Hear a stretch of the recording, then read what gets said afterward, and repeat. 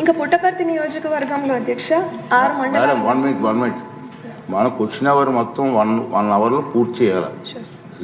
నేను మీటింగ్ లో డిసైడ్ చేశారు. అంటే సూటిగా ప్రశ్న వేస్తే మినిస్టర్ గారు కూడా సూటిగా సమాధానం. ఇనెలిజిబుల్ క్యాండిడేట్లకి ఎవరైతే సీనియర్స్ పక్కన పెట్టి జూనియర్స్ కు మాత్రమే పర్మిషన్ ఇస్తున్నారు అధ్యక్ష.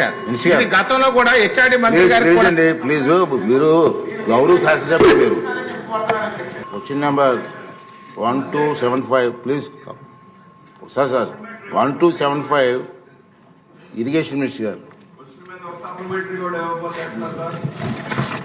సార్ నేను నిన్న ఒక నిర్ణయం తీసుకోవడం జరిగింది. ఆ నిర్ణయం ప్రకారం ఏంటంటే 10 o'clock క్లోజ్ అవ్వకపోతే మిగిలిన క్వశ్చన్లన్నీ కూడా డీమ్ టు ఆన్సర్గా ప్రకటించవలసి వస్తుంది. అంటే మిగతా సబ్జెక్ట్ కూడా అవకాశం మనం ఇవ్వాలి. లేదు డీమ్ టు ఆన్సర్ ప్రకటించమని ప్రకటిస్తాను. నాకు అభ్యంతరం లేదు.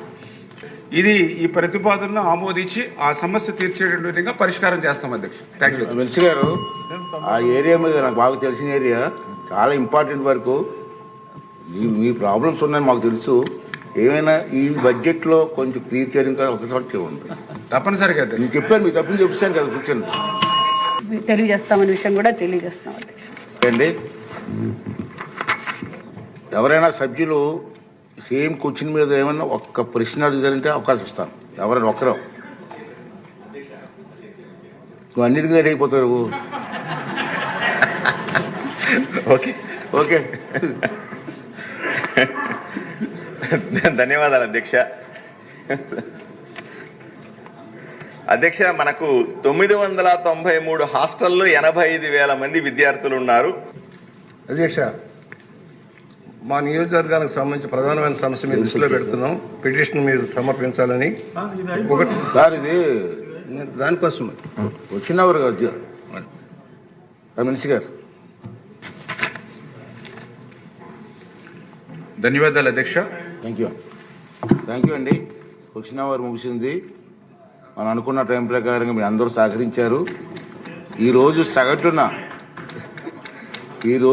సగటున ఒక ప్రశ్నకు 5 నిమిషాలు వెచ్చించాం. 8 ప్రశ్నలకి అనుబంధ ప్రశ్నలకి ఆయా శాఖ మంత్రులు సమాధానం చెప్పారు. ఇది ఎంతో మంచి పరిణామం. ముఖ్యమంత్రి గారి ఆలోచన విధానం కూడా నేను చూసాం. మరి ఎంత చూశారు మీటింగ్లో.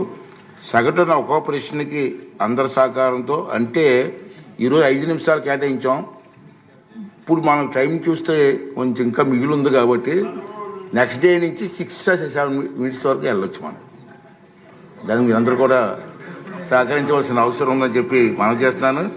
తర్వాత గంట వ్యవధిలో 10 ప్రశ్నలు చేపట్టగలుగుతుంది కాబట్టి, అంటే 2 ప్రశ్నలు పోస్ట్పోన్ అయ్యాయి.